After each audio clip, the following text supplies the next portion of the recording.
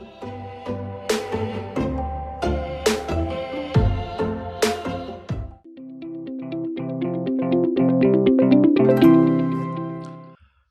할렐루야 성도 여러분, 어떻게 한 주간 평안하셨습니까?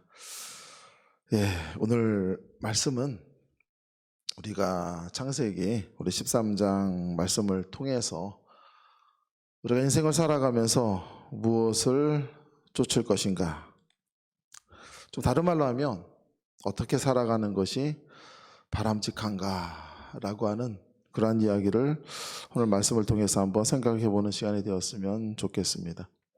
제가 한 예로 시작을 한번 해보고자 합니다. 1956년에 미국 전체를 뒤흔들었던 큰 사건이 하나 있었습니다. 타임즈에 실렸던 기사 내용이었는데 그 내용은 이런 내용이었습니다.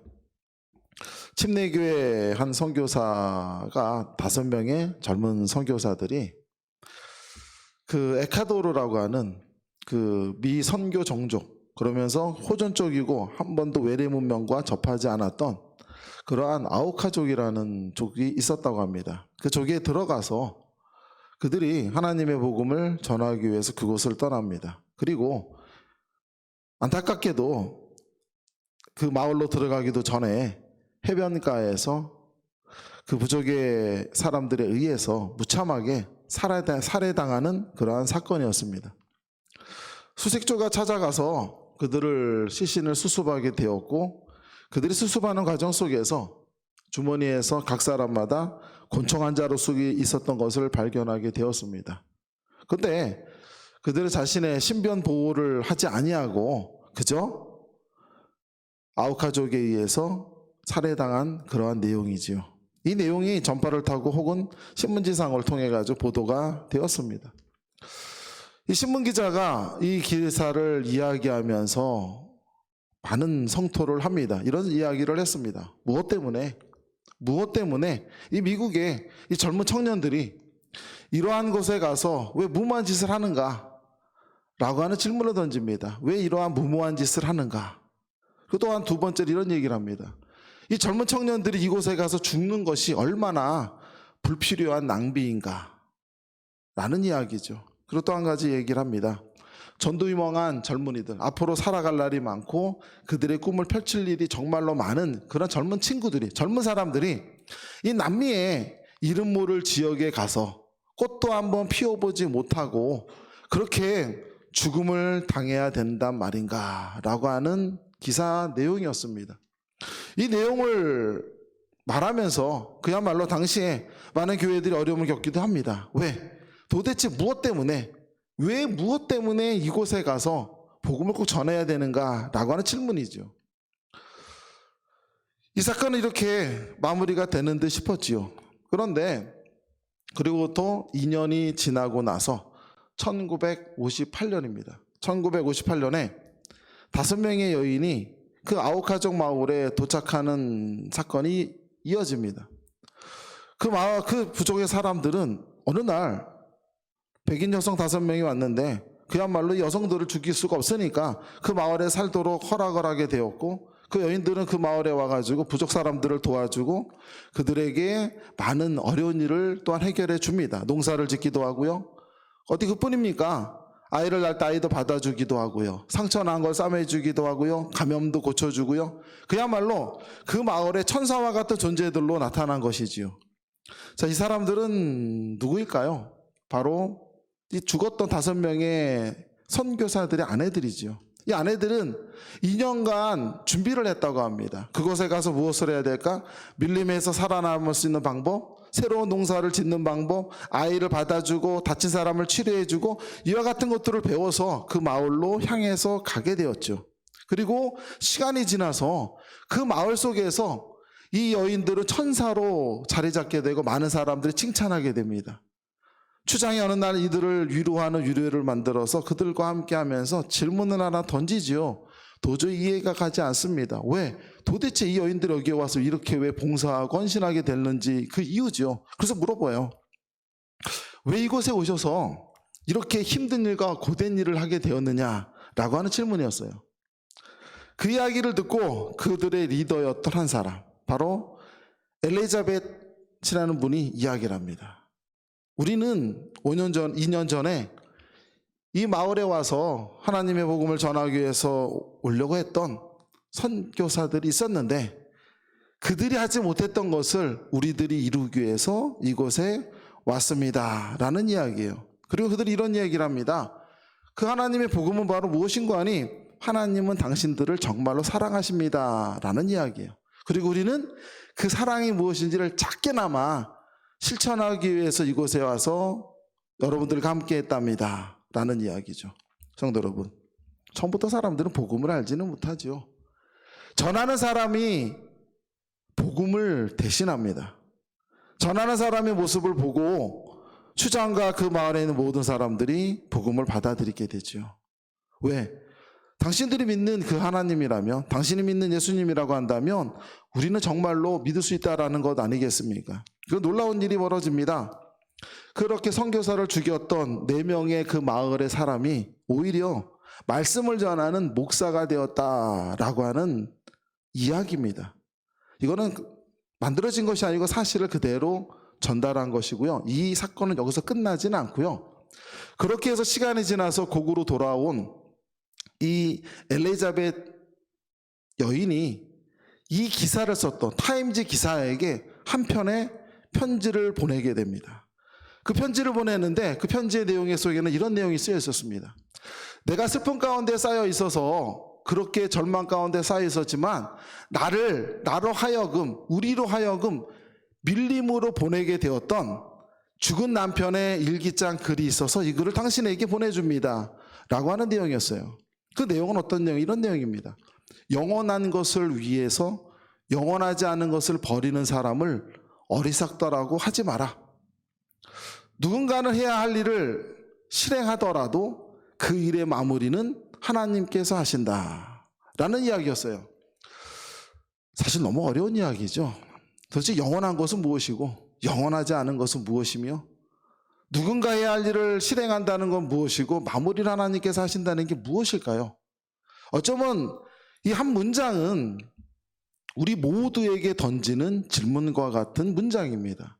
어쩌면 이 문장을 붙들고 사랑하는 남편 짐 엘리엇을 떠나보냈던 한 여인이 이 문장을 붙들고 많은 기도를 하면서 괴로움과 갈등과 고민과 번뇌를 하루하루를 지내지 않았겠습니까? 도대체 내 사랑하는 남편은 무엇을 위해서 영원한 것이었으며 왜 자신을 버리고 자신의 생명조차도 영원하지 않은 것이라고 말을 했을까? 그리고 왜 그는 누군가는 해야 할 일을 실행하는데 그 마무리는 하나님께서 하신다는 의미가 무엇이었을까? 어쩌면 그러한 기도를 하는 가운데 속에서 엘리자벳의 깨달음이 있었기 때문에 이제 사랑하는 남편을 떠나보냈던 아내들이 모여서 그들이 하지 못했던 일, 그들이 이루지 못했던 일을 준비하고 그렇게 정글로 가서 그 일을 한 것이 아닐까라고 하는 것이죠. 성도 여러분, 우리가 세상을 살아가는 데 있어서 삶이라고 하는 것은 어떠한 선택을 하는가에 따라서 인생이 바뀐다고 생각을 합니다. 사람들이 생각하는 건 우리 모두가 다 잘 아는 이야기가 있죠. 인생을 살아가는 건 끊임없는 선택의 길이고 선택과 마주보게 되는데 그렇게 마주보는 선택 가운데 속에서 내가 어떠한 길을 택하느냐에 따라서 삶이 바뀐다고 생각을 하죠. 그리고 우리는 그러기 때문에 정말 중요한 것은 무엇일까요? 어떠한 길을 택하는 것이 바람직할까라고 하는 고민을 하지 않습니까? 그러다 보니까 우리 삶을 돌이켜보면서 어떠한 생각을 할까요? 내가 선택한 것이 내 마음에 들지 않으면 우리는 아쉬움을 갖게 되고요. 또 괴로움을 갖기도 합니다. 어디 그뿐인가요? 그때 선택하지 않은 것에 대한 미련이 남지요. 내가 만약에 그 당시에 이 길을 택하지 않았다라고 한다면 나는 변했을까? 나는 달라졌을까? 성도 여러분, 이런 생각들 해보지 않으십니까? 사실 저도 해봅니다. 우리 많은 사람들은 모두가 다 인생의 연조가 깊으면 깊을수록 한 번쯤은 고민하게 되는 게 그때 만약 내가 이렇게 하지 않았다면 나는 변했을까? 그때 만약 내가 이런 선택을 하지 않았다라면 지금 나는 더 많은 부분이 달라져 있을 텐데 라고 하는 고민이거든요. 성도 여러분, 오늘은 한번 이 이야기를 한번 해보면 어떨까요? 선택에 대한 묵상입니다. 어떠한 것이 과연 바람직한가 라고 하는 겁니다. 선택이 과연 어떤 의미가 있는가라는 것이죠. 인생을 살아가다 보면 우리가 중요하게 바라보게 될 나침반이 있죠. 오늘 성경 말씀을 보면 두 가지의 나침반이 등장을 하고 있습니다. 그것은 바로 롯이 보는 모습과 아브라함이 보고 있는 그 삶에 대한 방향이죠. 먼저 생각을 한번 해봐야 될 것은 창세기 12장에 보게 되면 아브라함이 75세 때에 하나님께서 그에게 말씀하시기를 너는 고향과 친척과 아버지 집을 떠나서 내가 너에게 보여줄 땅으로 가라 라고 창세기 12장 1절은 시작을 합니다. 그렇게 시작을 했었을 때 그와 함께 했던 사람이 있죠. 말씀을 볼까요? 창세기 12장 5절 전반부입니다. 한번 말씀을 보시죠. 뭐라고 얘기합니까? 아브라함이 그의 아내 사레와, 당연히 아내와는 동행을 하겠죠. 그 다음에 등장하는 사람이 있습니다. 누굽니까? 조카 롯입니다. 조카 롯과 하란에서 모은 모든 소유와 얻은 사람들을 이끌고 어땠다는 얘기입니까? 하나님께서 지시할 땅으로 향해서 갔다라는 이야기겠죠. 오늘 성경이 전하고 있는 롯은 어떤 사람이냐면요, 믿음 없는 사람이 아닙니다. 롯은요 어땠었냐면 아브라함과 마찬가지로 그도 역시 고향을 떠났고요, 친척을 떠났고요, 아버지 곁을 떠나서 바로 아브라함과 함께 새로운 삶을 땅을 향해서 떠났던 믿음의 사람이었다라는 거예요. 우리가 롯을 잘못 오해를 하면 그는 신앙인도 아니고 세상적인 사람이다 라고 오해를 하면 안 되고요. 롯 역시도 어떻다고요?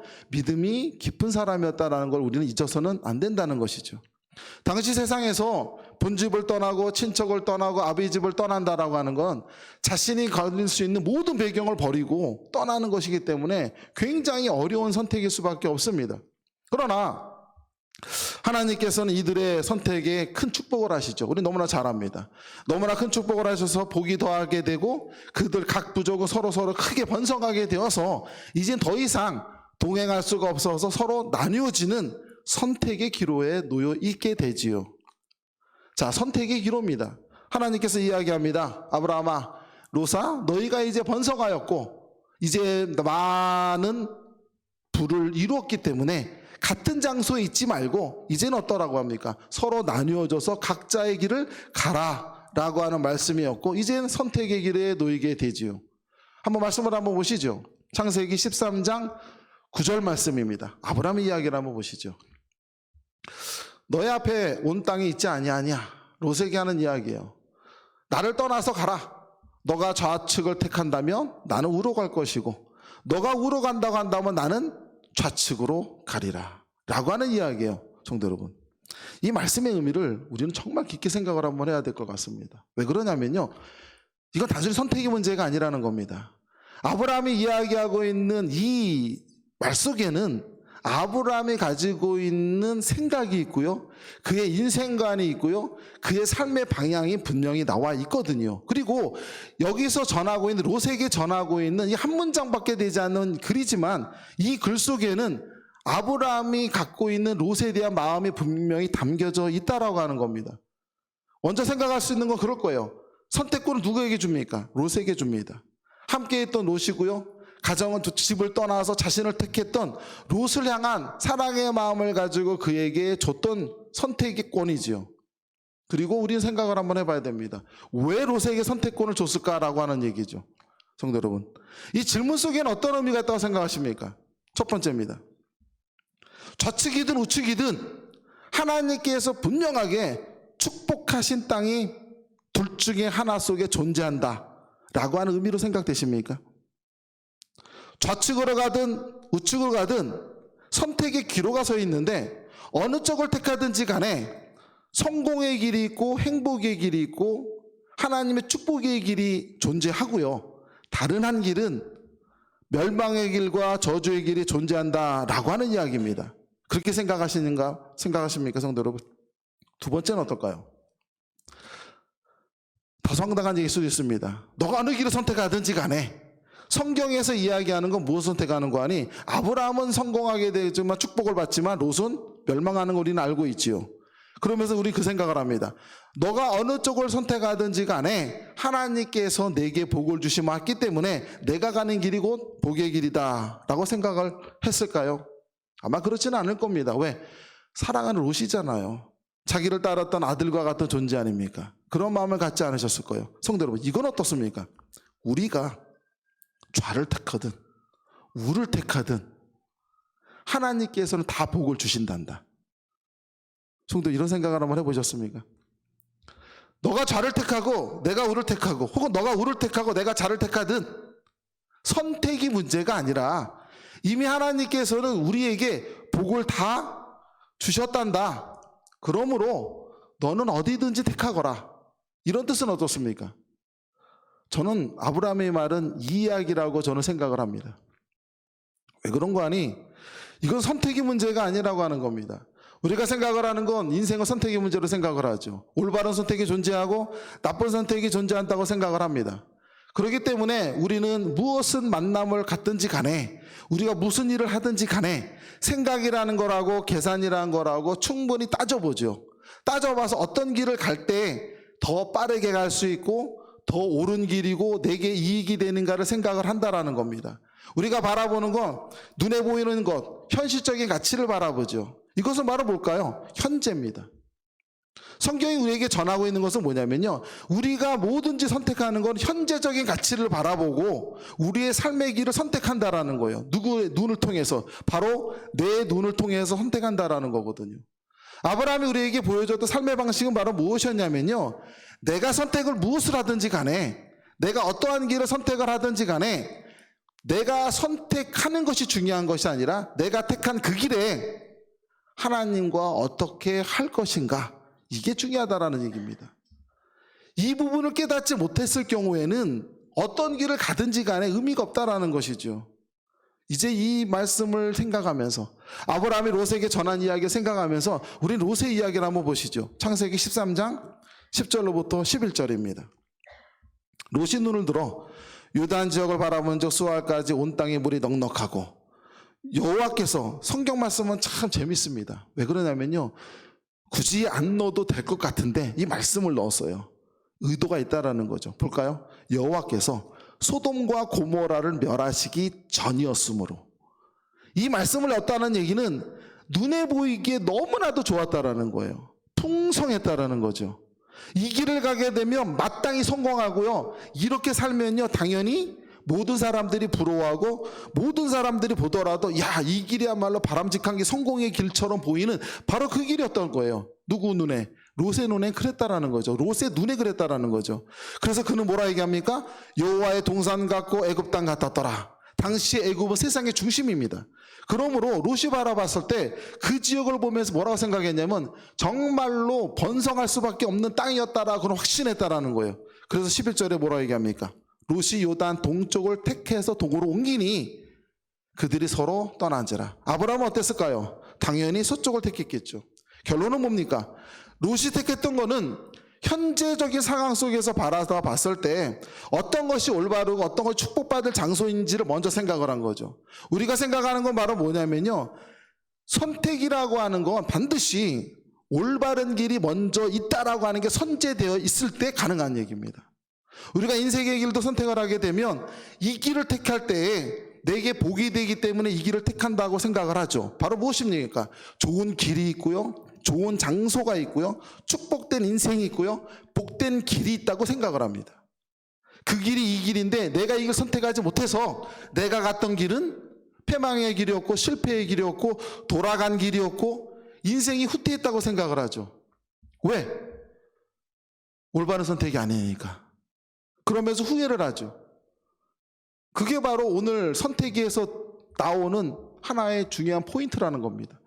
무엇이 이 두 사람의 차이를 만들었을까요? 성도 여러분, 인생을 살아갈 때 우리가 왜 선택이라고 하는 부분에 매달려 있을까요? 우리는요, 좋은 길이 있다고 생각하기 때문입니다. 좋은 길이 있다는 얘기 다른 말로 뭡니까? 나쁜 길이 존재하는 거예요. 내가 잘못된 길은요, 잘못된 길을 선택했기 때문이에요.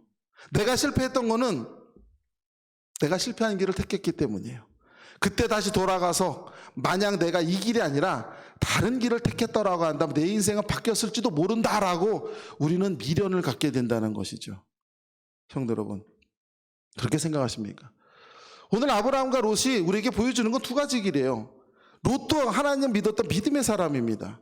그를 따랐던 많은 사람이 있어요. 그를 따랐던 부족이 있고요. 수많은 사람들이 따랐기 때문에 그런 높은 산에 올라가서 더 좋은 길을 택합니다. 이건 당연한 겁니다. 이걸 나쁘다고 말할 수 없어요. 그가 좋은 길을 택하고 그 길을 따라가지요. 근데 중요한 게 하나 있죠. 바로 무엇입니까? 풍성함이라고 하는 건, 사람들로 하여금 풍성함이라고 하는 건 하나님을 잊어버리게 하죠. 묘한 거죠. 내가 많은 걸 가지고 소유하면 소유할수록 하나님의 은혜를 따라갈 것 같지만 그렇지가 않지요. 내 선택이 올바르기 때문이에요. 내 선택이 발랐기 때문에 하나님을 생각하지 않고 무엇을 생각하는 거 아니? 야, 내가 이 길을 통해서 이렇게 성공을 하고 이렇게 내가 잘 되었고 화려한 인생이 만나게 되고 라고 생각을 하죠. 바로 무엇입니까? 하나님을 잊어가는 모습들이죠. 성경을 보게 되면요, 항상 우리에게 축복을 말씀하시는 게 성경인데 아이러니한 게 하나 있죠. 무엇입니까? 잘된 사람이 더 잘됐다라는 얘기는 없습니다. 어떤 얘기가 나옵니까? 야곱도 어떻습니까? 이삭의 아들이었지만 화려한 인생을 살 것 같았지만 그가 도망자가 되었을 때 하나님의 역사하심이 시작이 되죠. 요셉이 사랑받는 아들이었지만 노예가 되면서 그의 인생이 시작을 하죠. 성경은 묘합니다.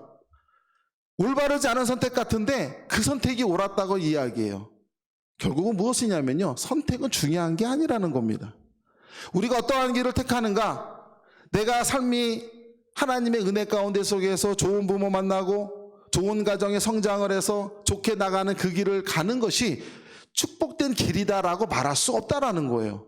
어느 누군가는 괴로운 삶 속에서 일찍이 고생을 하고 삶이 괴롭고 그러한 가정 속에서 고난이 늘 밥 먹다 하는 삶을 살아간다고 해서 그것이 불행한 삶이다라고 말할 수 없다라는 거예요. 왜?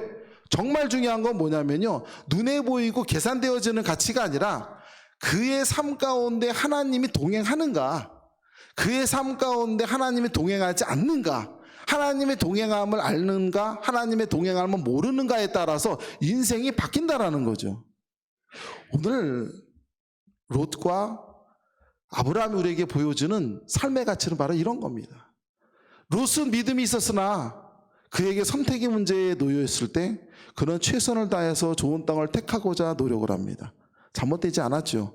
그러나 그렇게 출발이 했지만, 그렇게 출발을 하다 보니까 세상의 유혹과 세상을 살아가면서 세상에서 말하는 수많은 소유, 수많은 성공에 대한 그러한 유혹 속에서 그는 빠져들 수밖에 없을 거예요. 하나님을 모르지 않습니다. 어려서부터 우리 사랑하는 자녀들이 가정에서 또 교회에서 말씀을 통해서 양육하다 보면 성경 말씀을 잘 알죠. 지식처럼 받아들이죠. 지식이에요. 예수님의 제자가 몇 명이었고 이게 지식이에요. 지식은 중요하지 않죠. 삶을 살아가면서 하나님이 함께하는 인생이 돼야 되는데 그러지 않습니다. 인생을 살아가면서 성공된 길이 있고 실패된 길이 있다고 생각을 해요. 선택이 중요하다고 생각을 해요. 그러다 보니까 우리는 무엇을 생각합니까? 더 좋은 부모, 더 좋은 가정, 축복된 가정에서 어떻게 성장하라고, 있는 집, 이게 중요하다고 생각을 하죠. 이것들이 바로 삶에서 가장 중요하다고 바라보는 거거든요. 그게 아니라는 겁니다. 이것은 현재의 가치라는 거예요. 이것은 우리가 세상을 살아가면서 내 눈에 보이는 가치라는 거예요. 10년 후를 모르고 20년 후를 모르고 30년 후를 감히 말할 수 없는 거거든요. 내일도 모르는 인생 아닙니까? 그런데 어찌 지금 보이는 것 가지고 판단할 수 있겠습니까? 롯의 판단은 굉장히 현명했어요. 롯의 판단은 정말로 훌륭했어요. 그렇게 판단하고 떠날 때 어쩌면 아브라함은 사랑하는 롯을 붙들고 이렇게 이야기했을 거예요. 롯아, 너의 판단은 너무나도 지혜롭구나. 너의 판단은 너무나도 현명하구나. 그러나 현명함과 지혜로움 속에서 하나님을 잊어버리지 말아라. 이렇게 이야기했을 것 같아요. 왜? 현명함과 지혜로움 속에서 시작하는 인생은 성공으로 계속해서 치달으다 보면 하나님을 잊어버리거든요. 그런데 남은 아브라함의 선택은 하나밖에 없습니다. 무엇입니까? 광야로 나가니 하나님을 의지할 수밖에 없겠죠. 끊임없이 기도했을 거예요. 끊임없이 어려움 앞에서 하나님께 매달렸을 거예요. 이것이 둘의 인생을 바꿔놓은 핵심이 아니겠습니까?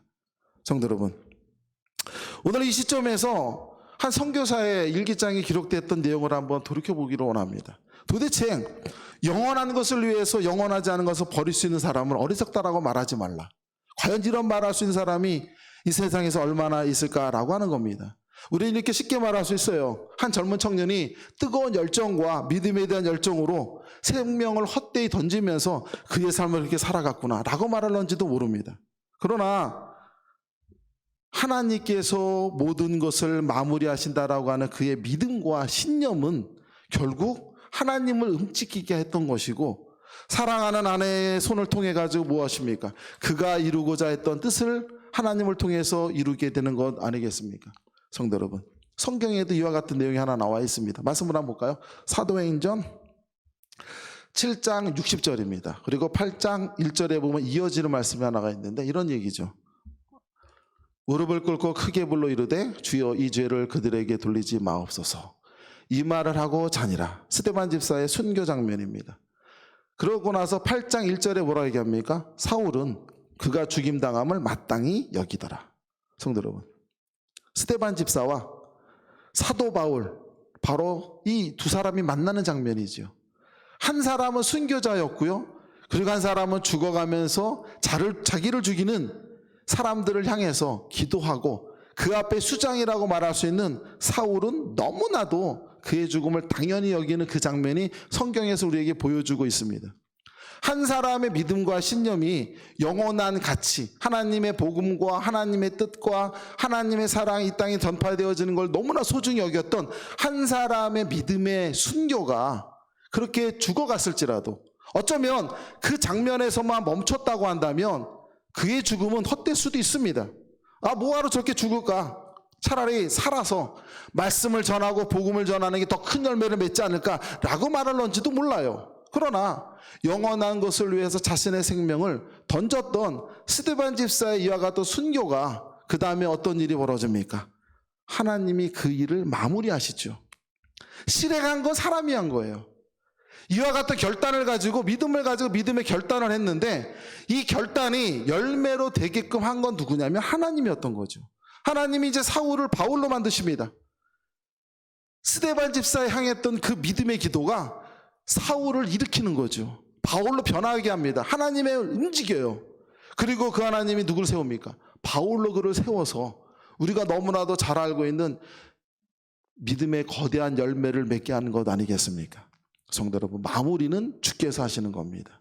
성도 여러분, 우리가 삶의 기로 앞에서 우리 망설이죠. 왜 망설입니까? 자녀를 키우고 이 땅의 삶을 살아가면서 어떻게 해야 될지 우리는 끊임없이 망설입니다. 어떠한 선택을 해야 될지, 어떤 길을 가야 될지 우리는 끊임없이 망설여요. 이렇게 하는 게 맞는지 저렇게 하는 게 맞는지 우리는 갈등하고요, 고민에 빠지죠. 왜 그럴까요? 보이지 않는 인생을 보려고 하기 때문이죠. 아무리 보려고 애써도 보이지 않거든요. 근데 보려고 너무나 애를 써요. 그러다 보니까 어떻습니까?